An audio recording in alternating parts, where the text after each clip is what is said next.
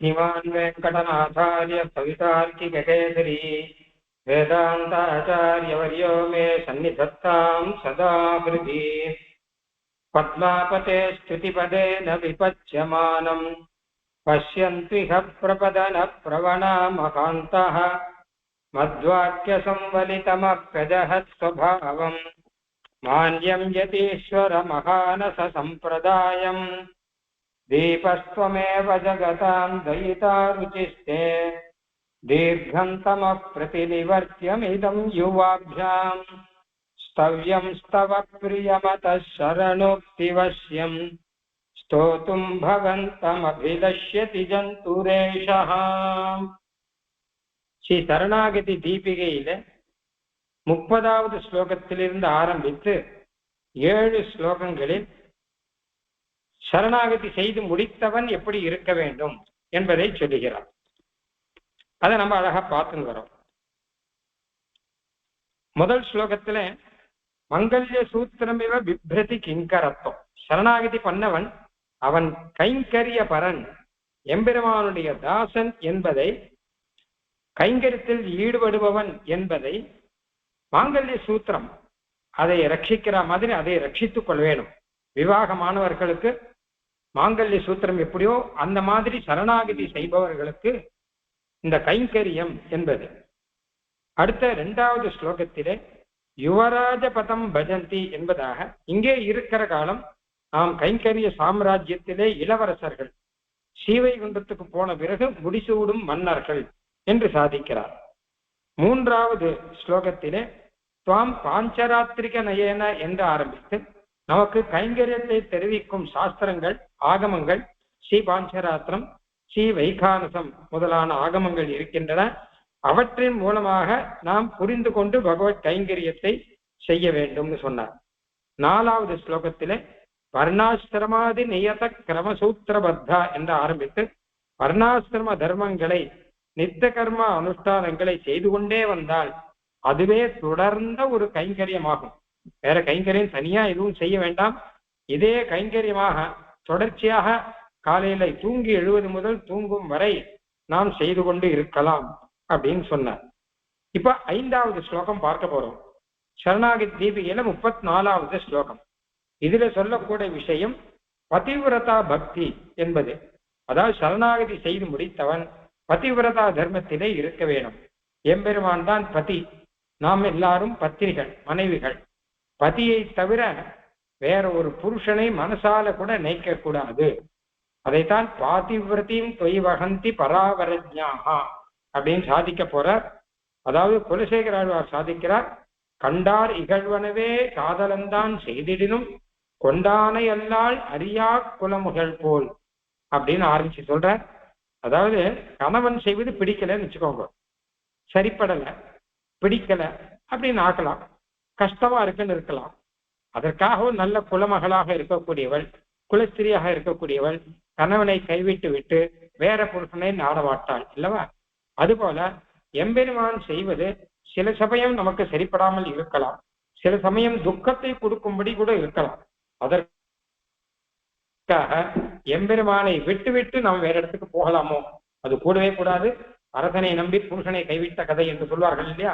அந்த மாதிரி ஆகிவிடும் இது. ஆகையால் என்னவானாலும் எம்பெருமான் நல்லதுதான் செய்வான். அது நமக்கு தற்காலிகமாக துக்கத்தை கொடுக்கும்படி இருக்கே தவிர ஒரு விதத்துல அது நல்லதா இருக்கும். இந்த விஷயத்தை எல்லாம் ரகசிய திரைசாரத்தில் சாதிக்கிறார்.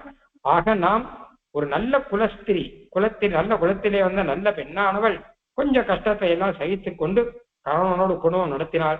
பிற்காலத்திலே அவள் ரொம்ப சிரேஷ்டமாக உன்னதமான நிலையிலே இருப்பாள் அல்லவா? அதை போல பிரம்மாகிரீஷ இதரேப்யமராயேதே நிர்தூயதான் நிரயதுல்ய பல பிரசூதீன் பிராத்தும் தவைவ பத பத்மயுகம் பிரதீதாக பாதிவிரதீம் தொய் வகந்தி பராவரஜ்ஞாக. எம்பெருமானே, பராவரஜ்ஞர்கள், எது உயர்ந்த தெய்வம், எது தாழ்ந்தது, இதையெல்லாம் தெரிந்து சாஸ்திரத்தின் மூலம் புரிந்து கொண்டவர்கள் உன்னிடம் பதிவிரதா பக்தி பண்ணுகிறார்கள். உன்னுடைய திருவடியை அடைவதே பரம லட்சியமாக வைத்துக் கொண்டிருக்கிறார்கள். வேற எதுவும் அவர்களுக்கு தேவையில்லை. வேற யார் என்ன பலன் கொடுத்தாலும் தேவையில்லை. அப்புறம் பிரம்மாவோ இல்ல சிவனோ இவர்கள்லாம் ஏதேதோ பலன் கொடுத்தா கூட அந்த பலன் எதுவும் எனக்கு தேவையில்லை என்று இருக்கிறார்கள். மேலும் அவர்கள் கொடுக்கக்கூடிய பலன் நரகத்துக்கு சமானமாக இருக்கும். பகவான் கொடுக்கக்கூடிய பலன் மோட்சவாசம் என்று உயர்ந்ததாக இருக்கும். அதனால் இதை நாடுபவர்கள் அதை பற்றி கவலையப்படாமல், அந்த தேவர்களையும் பற்றி கவலைப்படாமல் எம்பெருமானுடைய திருவடியை மட்டும் போற்றிக் கொண்டு பதிவிரதா பக்தியிலே இருப்பார்கள் அப்படின்னு தாற்பயம்.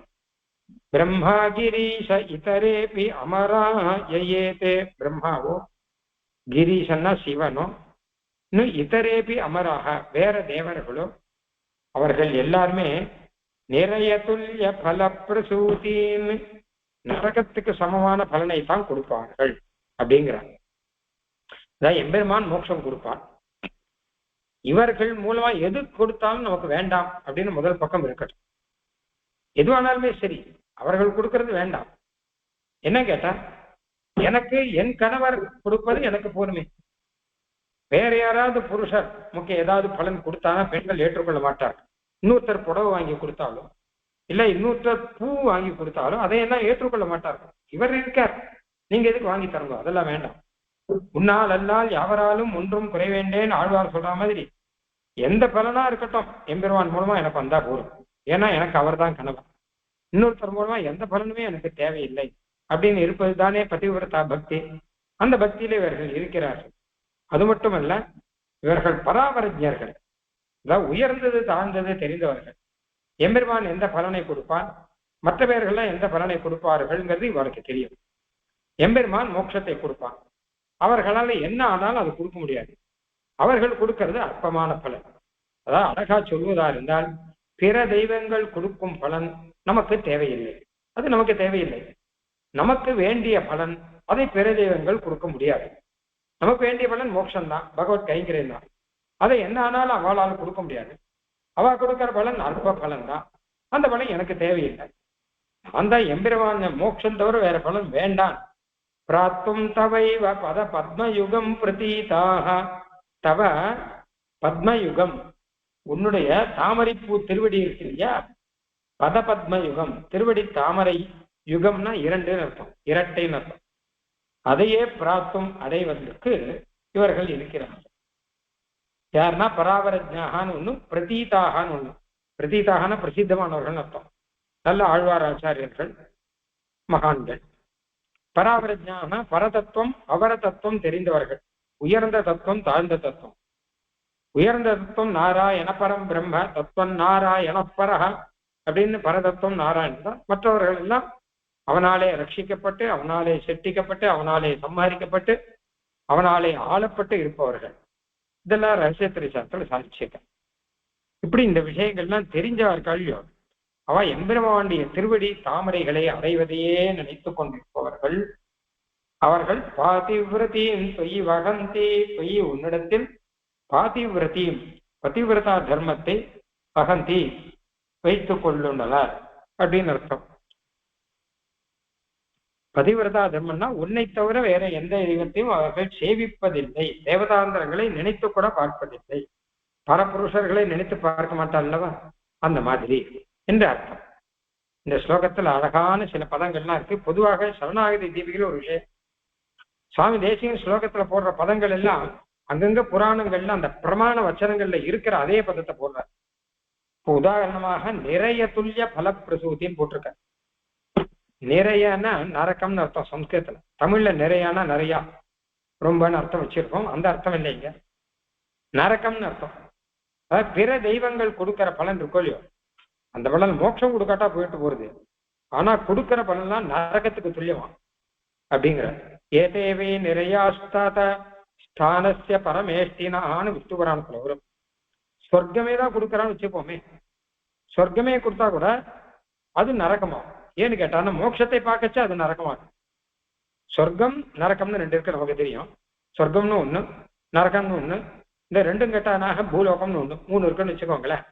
சொர்க்கத்துல சுகம் இருக்கும், நரகத்துல துக்கம் இருக்கும், பூலோகத்துல சுகமும் துக்கமும் இருக்கும் அப்படின்னு வச்சுப்போம். ஆனா அந்த சீவைகுண்ட லோகத்தை பார்த்தோம்னு வச்சுக்கோங்க, அப்ப இந்த சொர்க்கமே நரகத்துக்கு துல்லியமா இருக்கும். ஏன்னா நரகம்னா துக்கம்னா சீவைகுண்டத்துல எப்படிப்பட்ட சந்தோஷம் இருக்கு. அதை பார்த்தா இந்த சொர்க்க சந்தோஷங்கிறது நரகத்துக்கு துல்லியமா இருக்கும். ஏன்னா வெறுப்பா இருக்கும், நமக்கு துக்கத்தை கொடுக்கும். நம்ம ஒரு இடத்துல போய் நம்ம இது எதிர்பார்க்கணும், பைசா எதிர்பார்க்கிறோம், அவர் 1,00,000 ரூபாய் கொடுக்கணும்னு எதிர்பார்க்கிறோம், அவர் 1000 ரூபாய் கொடுத்தான்னு வச்சுக்கோங்க, நமக்கு எவ்வளவு கஷ்டமா இருக்கும் மனசு. 1000 ரூபாய் வந்தா சந்தோஷப்பட வேண்டாமோன்னா, 1000 ரூபாய் வந்தா சந்தோஷப்படலாம். ஆனா 1,00,000 ஸ்தானத்துல 1000 வந்து வச்சுக்கோங்க, அது துக்கம் தானே. அது மாதிரி சொர்க்கம் சந்தோஷமா இருக்கும். ஆனா ஸ்ரீவைகுண்டத்துக்கு போக வேண்டியவன் சொர்க்கத்துக்கு போய் உட்காந்துருக்கான்னு வச்சுக்கோங்க, அது துக்கம். அது ஏன்னா ஸ்ரீவைகுண்டத்துல அழிவில்லாத ஆனந்தம், அளவற்ற ஆனந்தம் இதெல்லாம் உண்டு. சொர்க்கத்துல அதெல்லாம் எதுவும் கிடையாது. சொர்க்கேபி பாதபீட்டஸ்ய க்ஷயிஷ்ணோர் நாஸ்தி நிர்வൃத்தி. சொர்க்கத்துல இருக்க சுகம் கூட அல்பம்தான், அதாவது அளவிலையும் அல்பம். ஸ்ரீவைகுண்டம் மாதிரி அனந்தமா முடிவில்லாமல் இருக்காது. ஏதோ ஒரு நாள் கொஞ்ச நாள் அச்சனை தள்ளி விட்டுருவான். ரெண்டாவது என்ன கேட்டான்னா, அந்த சுகம்ங்கிறது அந்த சுகத்தினுடைய கால அளவு மாத்திரம் இல்லாமல் சுகத்தினுடைய அளவுலையும் அது ரொம்ப அல்பம். எல்லாம் கேட்டான்னா ஸ்ரீவைகுண்டத்தில் இருக்க மோட்ச ஆனந்தங்கிறது பிரம்மானுபவ சுகம். இது அப்படி கிடையாது. என்ன ஆனாலும் ஒரு சரீர சுகம் தான். அங்க போனா ஒரு சரீரம் வரும், அந்த சரீர சுகம் தவிர ஆத்ம சுகம் அப்படிங்கிறது அங்க கிடையாது. அதனால கால அளவுலையும் அது குறைவு. அதுக்கப்புறம் அதுக்கான ஒரு டிக்னிட்டின்னு இருக்கும் இல்லையா, அதை பார்த்தாலும் அது குறைவா இருக்கு. அதனால அதை பார்த்தா நரக்கமா இருக்கா அப்படின்னு பிரமாணம் சொல்றது. அதனாலதான் நிர்தூயதான் நிறைய துல்லிய பல பிரசூதியின், நிறைய துல்லிய நரகத்துக்கு சமமான பல பிரசூதியின் பலங்களை கொடுக்கிற அந்த தேவர்களை நிர்தூய உதறி தள்ளிவிட்டு. எந்த தேவர்கள்? பிரம்மா கிரீஷா இதரேபி அமராக. பிரம்மா ஒண்ணு, சிவன் ஒண்ணு, இன்னும் பல அமரர்கள் தேவர்கள். இன்னும் யார் யார் இருக்காளோ எல்லாரும் நிர்தூயதான் நிறைய துல்லிய பல பிரசூத்தின் தான். அவர்கள் எல்லாம் நிறைய துல்லிய பல பிரசூத்தி, மோட்சத்துக்கு சமமான பலனை கொடுச்சு நரகத்துக்கு சமமான பலனை கொடுப்பவர்கள் என்பதாக நிர்தூய விட்டு விட்டு அவர்களுக்கிட்டே உதறி தள்ளிட்டுன்னு அர்த்தம். உதறி தள்ளிட்டு இவா என்ன பண்றானா, பிராத்தும் தவைவ பத பத்மயுகம், தவ பத பத்மயுகம், உன்னுடைய திருவிடி தாமரை இரண்டையே பிராப்தம் அடைவதற்கு பாதிவிரதியும் தொய் வகந்தி, தொய் உன்னிடத்தில் பாதிவிரதியும் பதிவிரதா தர்மத்தை வகந்தி வைத்துக் கொண்டிருக்கிறார்கள். உன் திருவிடிதான் வேணும், வேற யார் எதை கொடுத்தாலுமே வேண்டாம் வேண்டாம் வேண்டாம் அப்படிங்கிறான். அம்பரீஷன் சொன்ன மாதிரிதான் இந்திரன் உனக்கு என்ன வரவு கேட்டான், உங்ககிட்ட எனக்கு எந்த வரவும் வேண்டாம் சொல்லிட்டான். நீ வேண்டாம், உங்ககிட்ட கொடுக்குற வரேன், நீ கொடுக்க வரேன் எதுவும் எனக்கு வேண்டாம்.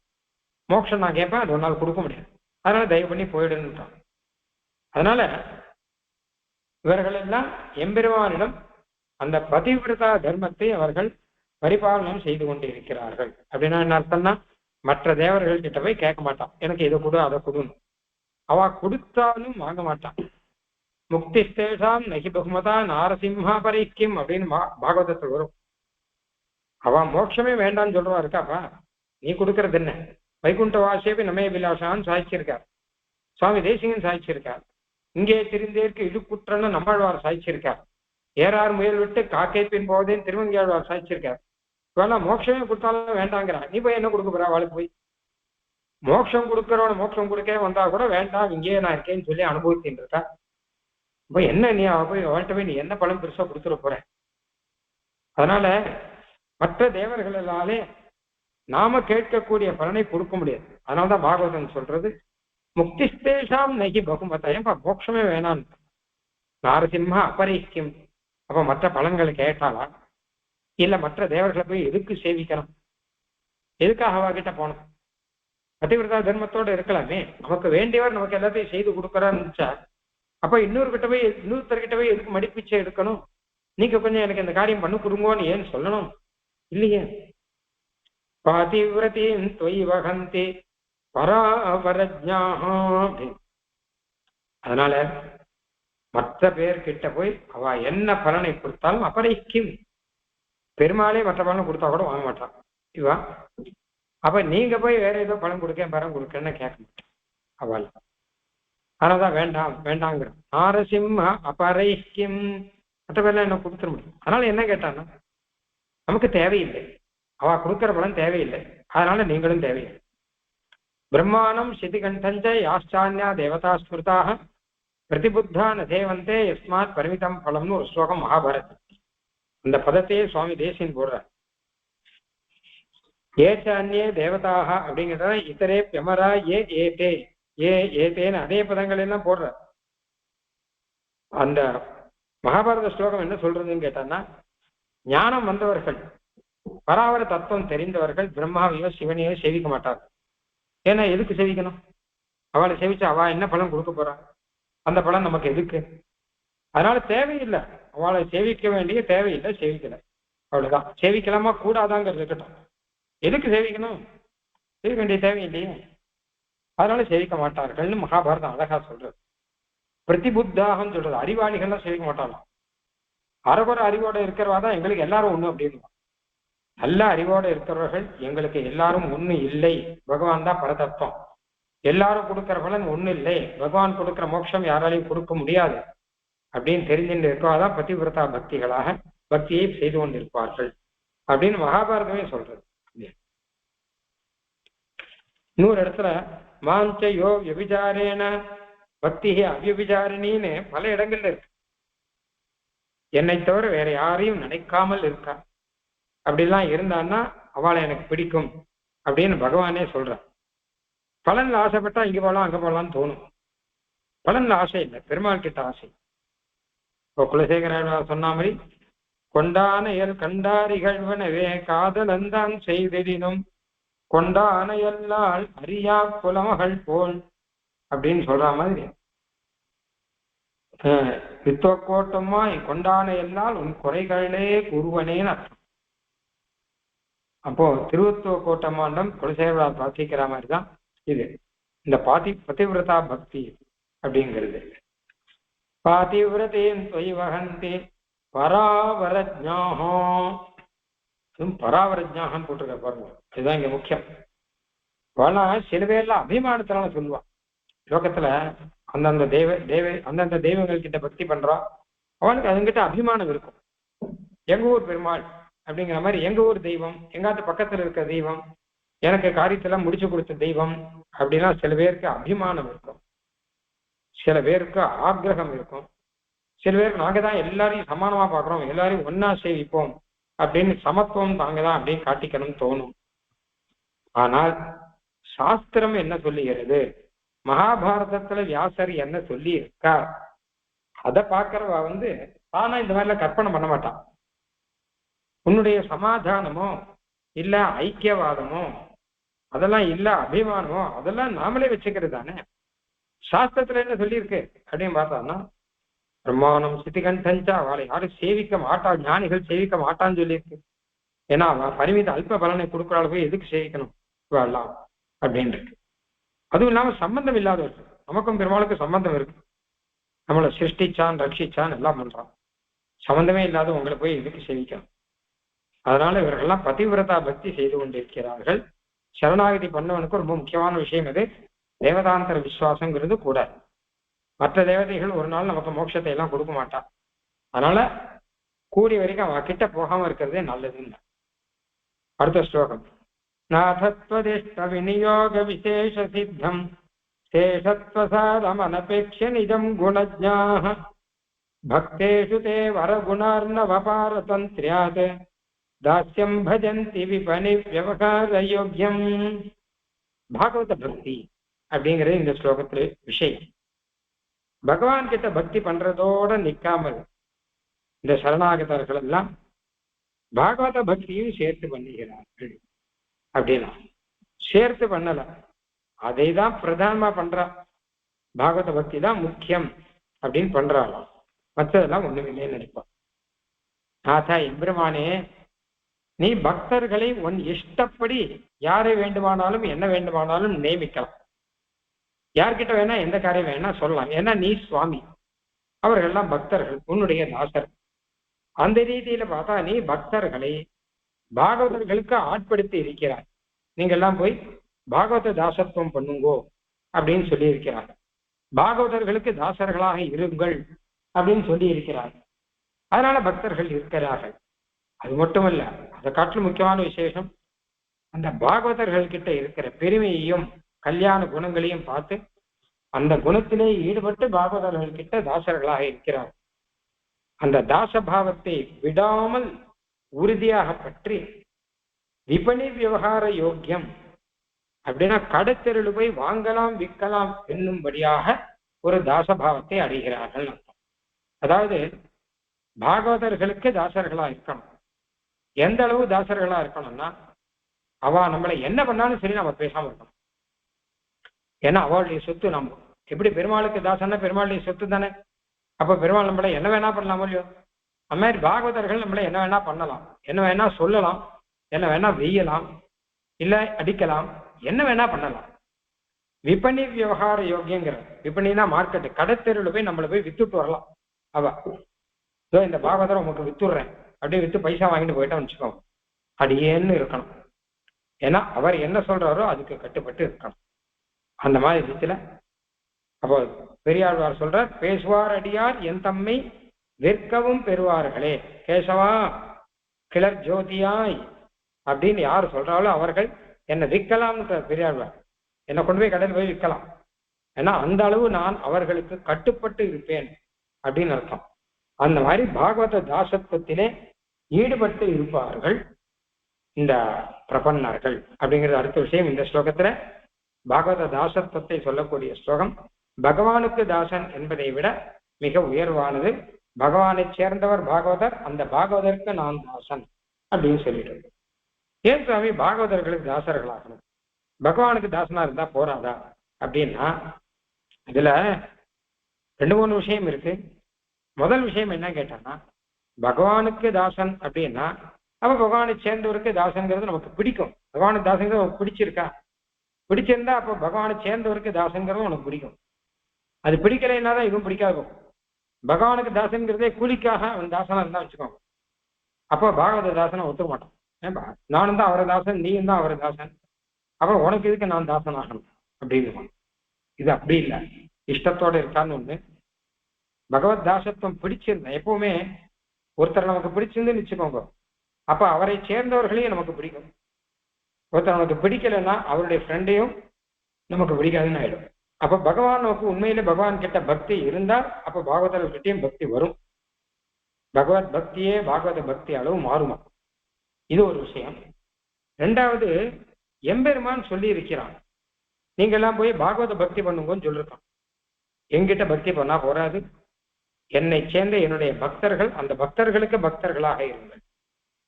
நீங்க என்னை விட்டுட்டு என் பக்தர்களுக்கு பக்தர்களா இருந்தா அதுதான் எனக்கு ரொம்ப திருப்தின்னா. மம மத் பக்த பக்தேஷு பிரீதிஹி அத்யதிகா பவேத். என்கிட்ட பக்தன் ஒருத்தன் இருக்கான், என்னுடைய பக்தன் கிட்ட பக்தன் ஒருத்தன் இருக்கான் வச்சுக்கோங்க, அந்த பக்தன் கிட்ட இருக்கிற பக்தனை தான் எனக்கு ரொம்ப பிடிக்கும், என் சொந்த பக்தனை விடன்னு விட்டார். பெருமாளை சொல்லிருக்கேன், பெருமாளுடைய வச்சனம். ஆக அது ஒண்ணு. இன்னொன்னு, இது நியாயமான விஷயம். பகவான் நம்மளே பாகவதர்களுக்கு அடியாருக்கு அடியாராக இருங்கள்னு சொல்லிருக்கான். அவன் சொன்னா கேட்கணுமா கேட்டா, ஆமா அவன் தானே சுவாமி. பெருமாளுக்கு தாசன் அப்படின்னா பெருமாள் யாருக்கு சொல்றாரோ அவருக்கு தாசனா இருக்கணும் முடியும். பெருமாள் நம்மளை என்ன வேணா விநியோகம் பண்ணலாம்ங்கிற. நாத ஸ்வதிஷ்ட விநியோக விசேஷ சித்தம், நீ இஷ்ட விநியோகம் பண்ணலாமே. இஷ்டம்னா விருப்பப்படி, விநியோகம் அப்படின்னா நம்மளை எங்க வேணாலும் உபயோகப்படுத்தலாம் அர்த்தம். பகவான் தன் இஷ்டப்படி நம்மளை எங்க வேணா உபயோகப்படுத்தலாம், யாருக்கு வேணா உபயோகப்படுத்தலாம். திடீர்னு நம்ம கூட டேய் நான் சொல்றேன் நீ அவர் பின்னாடி போ அப்படின்னு அவர் பின்னாடி போ மாட்டேன்னு சொல்ல மாட்டான். வேலைக்காரன் நல்ல வேலைக்காரனா இருந்தானா நீங்க என்ன சொல்றாங்களோ அப்படியே செஞ்சுடுறேன் அப்படின்னு. இதுக்கு இஷ்ட விநியோகம் பெயர். தன் பக்தர்களை கூட தன் இஷ்டப்படி என்ன வேணா நீ யாருக்கு வேணா நீ இந்த காரியத்தை பண்ணி கொடு அப்படின்னு சொல்ல முடியும். அப்ப எம்பெருமான் என்ன பண்றா, நம்மளை போட்டு நீங்கள் உங்களை நான் விநியோகம் பண்றேன், நீங்கள் பாகவதர்களுக்கு தாசர்களாக இருங்கள், என்னுடைய பக்தர்களுக்கு பரிச்சரியா பண்ணுங்கள் அப்படின்னு சொல்லியிருக்கானா, அப்ப நம்ம பாகவத தாசர்களா இருக்கோம். நாத விநியோக விசேஷ சித்தம், எம்பெருமானே நீ இஷ்ட விநியோகம் பண்ணும்படி யாருக்கு வேண்டுமானாலும் உன்னுடைய பக்தர்களை ஆட்படுத்தலாம் என்ற நிலையிலே கிடைத்திருக்கிறது. எது சேஷத்வசாரம் அனபேக்ஷ நிஜம் குணஜ்ஞாஹ அதனாலே நமக்கு கிடைச்சிருக்கிறது சேஷத்துவ சாரம். சேஷத்துவம்னா பகவத் சேஷத்துவம், அதனுடைய சாரம்னா பாகவத சேஷத்துவம். ரொம்ப சாரமான பாகவத சேஷத்துவம் கிடைச்சிருக்கு. ஏன்னா பகவானே நம்மளை இப்படி சொல்லியிருக்கார், நீங்களாம் எனக்கு மட்டும்தான் சேவை பண்ணணும், பக்தர்கள் அவளுக்கு பண்ண அவா பண்ணிக்கட்டும், நீங்க பண்ணாதவங்கன்னு சொல்லல பெருமாள். நீங்க அவளுக்கு பண்ணுங்க, எனக்கு பண்ணட்டா பரவாயில்லன்னு சொல்லியிருக்காரு. சத்ருக்னாழ்வான் காண்பித்த வழி, பெருமாள் ராமனை விட்டுட்டு பரதாழ்வானுக்கு சேவை பண்ற. மதுர்கவி ஆழ்வார் காண்பித்த வழி, கிருஷ்ணனை சேவிக்கணும் கிளம்பினவர் கிருஷ்ணனை சேவிக்கிறத விட்டுட்டு ஆழ்வார் திருநிலையில வந்து ஆழ்வாரை சேவிக்கிறார். அதனால இதெல்லாம் பகவானே இஷ்ட விநியோகம் பண்ணியிருக்கான். நீங்க போய் அவர்களுக்கு போய் ஆசிரியுங்கள் அப்படின்னு சொல்லியிருக்கான். அதனால இதுதான் சேஷத்துவ சாரம்ங்கிற, பகவத் சேஷத்துவத்தை காட்டுற சாரம். நிஜம் இது தனக்கு கிடைச்சிருக்கு. ஆனா அனபேட்சையா சில பேர் இதை விட்டுடுறான். சில நல்ல பாகவதர்கள் என்ன பண்றான் கேட்டானா, நீ என்ன ஸ்ரீவைஷ்ணவன் தானே, அப்படியா அடியன். ஒரு ஸ்ரீவைஷ்ணவனா இன்னொரு பாகவதற்கு தாசன்னா அடியன். அது மட்டுமல்ல, பெருமாள் சொல்லிருக்காரு நீ பாகவத சேஷத்துவம் பண்ணுன்னு, நான் அதுக்காக பண்ணல. பின்ன என்ன கேட்டா, இந்த பாகவதர் எனக்கு ரொம்ப பிடிக்கும், இவருடைய குணத்துல நான் ஈடுபட்டிருக்கேன், நான் இவருக்கு சேவை பண்றேன் அப்படிங்கிற. அதாவது என்ன கேட்டான்னா, இந்த தாசபாவத்துல ரெண்டு விதம் உண்டு. ஒண்ணு சொரூபத்தினாலே வந்த தாசபாவம், இன்னொன்னு குணத்தினாலே வந்த தாசபாவம். சொரூபத்தினாலே பார்த்தோம்னா நம்ம பெரியவர்களுக்கு நம்ம கீழ்பட்டு இருக்கணும், பகவானுக்கு நாம் தாசர்கள், பகவான் யாருக்கு சொன்னாரோ அவர்களுக்கு தாசர்கள், அதாவது பாகவதர்களுக்கு தாசர்கள். இதெல்லாம் சொரூபத்தினாலே. குணத்தினாலே கேட்டா சுரூபம் இருக்கட்டும், அந்த பாகவதருடைய குணத்தை பார்க்கறான். ஆச்சாரியர்களை இவர் பெரியவாளா இருக்கான்னு அவ குணத்தை பார்த்து, ஆஹா எப்படிப்பட்ட ஞானம், எப்படிப்பட்ட வைராக்கியம், எப்படிப்பட்ட பக்தி, இதெல்லாம் பார்த்து அடியேன் உங்களுக்கு தாசனா இருக்கேன்னு சொன்னான்னா இது குணகிருத தாஸ்யம்னு பெயர். லக்ஷ்மண பெருமாளுக்கு இதுதான் இருந்தது, ராமாயணத்துல கொண்டாடுறோம். குணைர் தாஸ்யம் உபாகதா லக்ஷ்மண பெருமாளே சொல்ற. அத நீ ராமனுடைய தாசன் தானே? ஆமா. அதானே கேட்ட, ராமனுடைய தம்பின்னா அப்ப ராமனுடைய தாசனா தானே இருக்கணும். அப்படின்னா தம்பிங்கிற அண்ணாவுக்கு தாசனா இருக்கணும், வாஸ்தவம். ஆனா நான் தாசனானது அதனால மட்டும் இல்லை, அவர் குணங்கள்ல ஈடுபட்டு நான் தாசனாயிருக்கேன். எப்படிப்பட்ட கல்யாண குணங்கள், பித்ருவாக்கிய பரிபாலனம், சத்திய வச்சனம், ஆசிரியர் சம்ரட்சணம் எல்லாத்தையும் வச்சுட்டு இருக்கேன். அதை பார்த்து நான் அவர்கிட்ட தாசனா இருக்கேன் அப்படின்னு லக்ஷ்மண பெருமாள் சொல்ற. அகமஸ்யாவரோ பிராதா குணை தாஸ்யம் உபாகதா, அவருடைய குணங்களாலே ஈர்க்கப்பட்டு நான் தாசனாக இருக்கிறேன் அப்படிங்கிற லக்ஷ்மண பெருமாள். அந்த மாதிரி ரீதியில நமக்கு பாகவத சேஷத்துவங்கிறது சொரூபத்தினாலே வரும். ஏன்னா பகவானுக்கு சேஷன்னா அப்ப பாகவதனுக்கு சேஷனா, அதுக்கு மேல குணத்தினாலே வரும். அந்தந்த பாகவதர்கள் இருக்கிற குணத்திலே ஈடுபட்டு அவர்களுக்கு தாசனாக. அதான் சொன்னேன், ஞானம் இப்படிப்பட்ட ஞானம், எப்படிப்பட்ட வைராக்கியம், எப்படிப்பட்ட பக்தி, இப்படிப்பட்ட ஆச்சாரம், அனுஷ்டானம், காலக்ஷேபம், இதெல்லாம் பார்த்தா கை கூப்பி சுவாமி கொஞ்ச நாள் நமக்கு நான் தாசனா இருக்கணும்னு தோன்றுறது அப்படின்னு சொல்ல தோணுவான். இது குணத்தினாலே ஈடுபட்டு தாசனாகும். அதனால முதல்ல சேஷத்துவ சாரம் சொன்னார் இல்லையோ, எம்பெருமான் சொல்லிருக்கான்ங்கிறதுனால பாகவத சேஷத்துவம் வந்திருக்கிறது மட்டும் இல்லாமல் அவர் குணத்திலே ஈடுபட்டு அந்த பாகவதற்கு தாசனாக இருக்கார்கள். பக்தேஷு தே வரகுணார்ணவபாரதந்திரியாது, வரகுணார்ணவான்னு பெருமாளை கூப்பிடுற. நல்ல குணக்கடலே, சிறந்த குணங்களின் கடலே, பாரதந்திரியாது நாங்கள் பெருமாளுக்கு அதீனமானவர்கள் என்கிற முறையிலே பாகவதர்களுக்கு அதீனமானவர்கள் என்பதும், அதிலும் குறிப்பாக அவர்கள் குணங்களிலே ஈடுபட்டு அவர்களுக்கு அதீனமாக இருப்பதை ஏற்றுக்கொண்டு தாஸ்யம் பஜந்தி விபணி விவகார யோக்கியம், அவளுக்கு தாசர்களாக இருக்கிறோம். அதுவும் சாதாரண தாசன் இல்லை, விபணி விவகார யோக்கியம். கடையில போய் நம்ம அவனை விற்கலாம், அந்த அளவு உரிமை அவருக்கு உண்டு அப்படின்னு கொடுத்து வித்து வாங்கலாம். அப்படிப்பட்ட ஒரு தாசத்துவத்திலே ஈடுபட்டு இருக்கிறார்கள் இந்த சரணாகதி பண்ணி முடித்தவர்கள் அப்படின்னு அர்த்தம். சுருக்கமாக சொன்னால் பாகவத கைங்கரியம், பாகவத தாசியங்கிறது நமக்கு பரம உத்தேசியமான லட்சியமான விஷயம். அதையும் எம்பெருமான் நமக்கு அமைத்து கொடுக்கிறான்.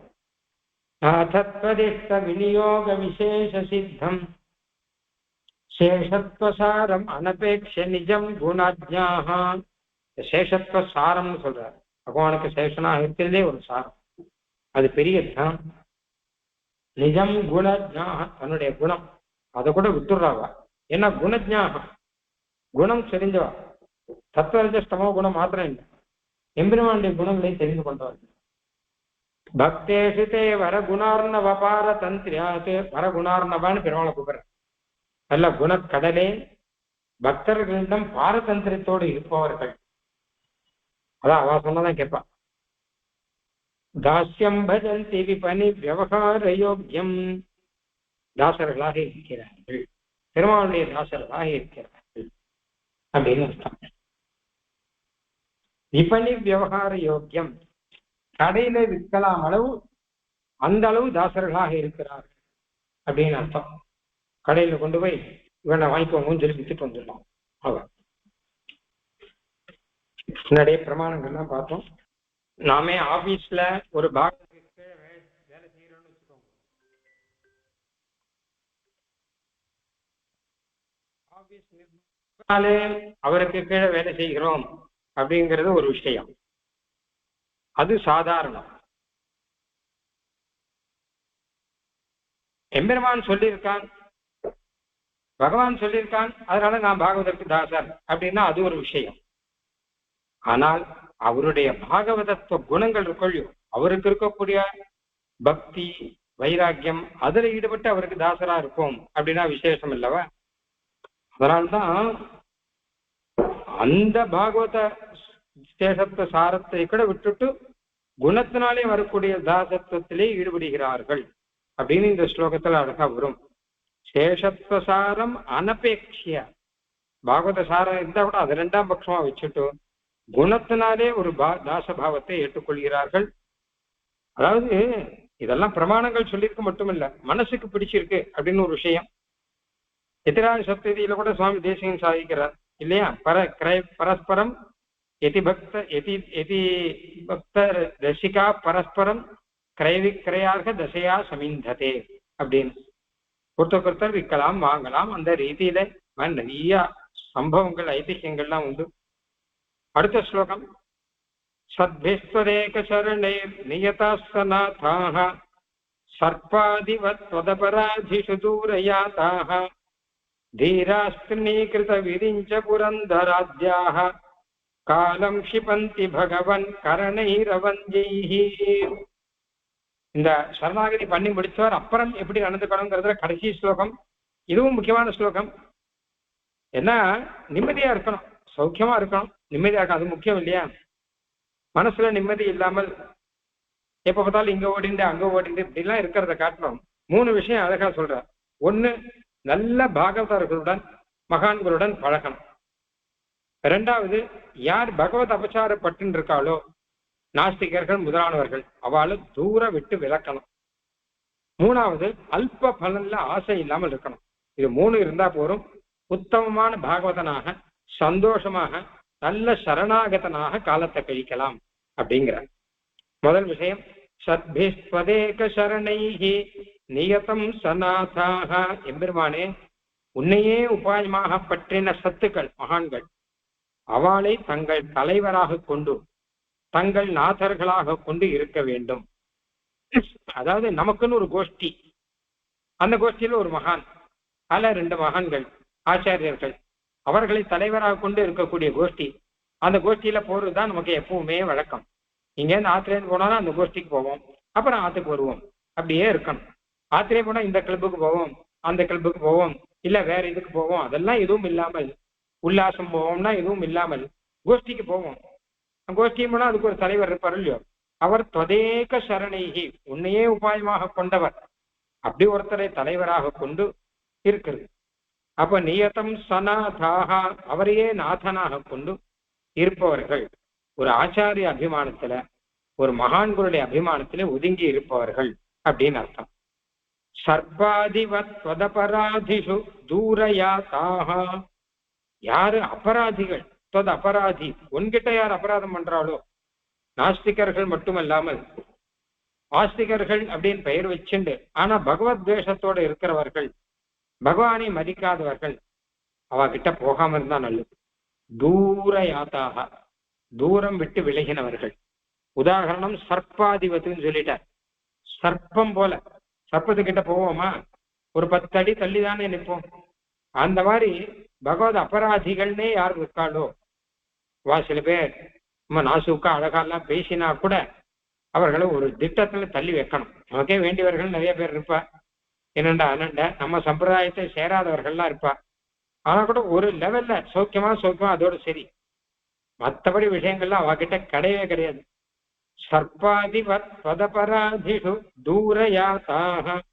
என்ன எம்பெருமான் கிட்ட அபராதப்பட்டான்னு வச்சுக்கோங்க, எம்பெருமான் பரதெய்வங்கிற ஒத்துக்கலன்னு வச்சுக்கோங்க, அப்ப அவளை கொஞ்சம் தூரத்துல தான் வைக்கணும். எம்பெருமான் பரதெய்வன் ஒத்துண்டான்னு வச்சுக்கோங்க, அப்ப அவனை நமக்கு தலைவனாவே வச்சுக்கலாம் தான் முதல் வரி. இப்ப ரெண்டாவதுக்கு சர்ப்பாதிபத்தும் உதாரணம் சொல்லிருக்க. சர்ப்பம் போல, ஆதிபதத்தினால அக்னி போல. ஒரு சர்ப்பத்தை பார்த்தா கிட்ட போவோமா? ஒரு அக்னியை பார்த்தா கிட்ட போவோமா? அது மாதிரி முதல் வரிக்கு உதாரணம் சொல்லலையே நினைக்க வேண்டாம். ரகசியத்திரை சாஸ்திரம் உதாரணம் சொல்லிருக்க. சந்தனம் போலே தென்றல் போலேன்னு சொல்லிருக்க.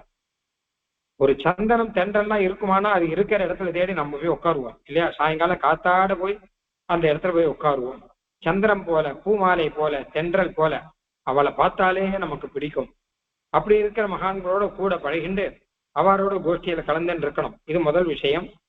அவர்கள் சத்துக்கள் அப்படின்னு. மற்ற பேர்கள்லாம் சர்ப்பங்கள் மாதிரி. தொதபராதிஷு தூரயாத்தாக, இது ரெண்டாவது விஷயம். மூணாவது முக்கியமான விஷயம், தீராக திரிணீகிருத விரிஞ்ச புரந்தராத்யாக. பிரம்மாவையோ சிவனையோ இவெல்லாம் புல்லுக்கு சமமாக மதிப்பவர்கள். அதாவது மற்ற தெய்வங்களும் வேண்டாம், மற்ற பலன்களும் வேண்டாம். முதலே பார்த்தோம் இல்லையா? ஏன் மற்ற தெய்வங்கள் வேண்டாம்னா அவ கொடுக்குற பலன் எங்களுக்கு வேண்டாம். அதனால விரிஞ்ச புரந்தராத்யாக, பிரம்மா சிவன் முதலானவர்களை எல்லாம் கொஞ்சம் திருநீகிருத்த.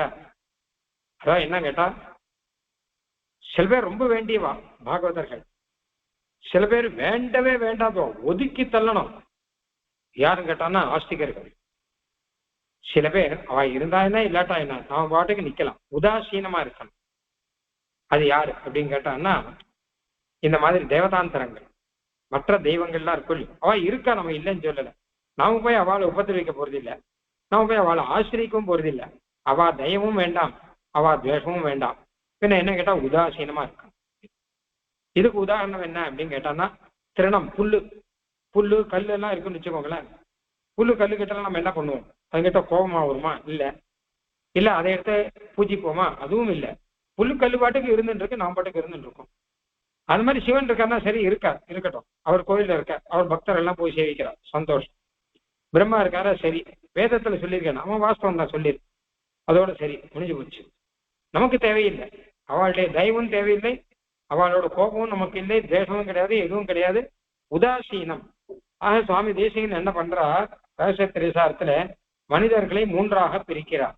அனுகூலர், பிரதிகூலர், உதாசீனர் அப்படின்னு. அனுகூலம்னா நமக்கு அனுகூலமாக நடப்பவர்கள் பாகவதர்கள், பக்தர்கள்.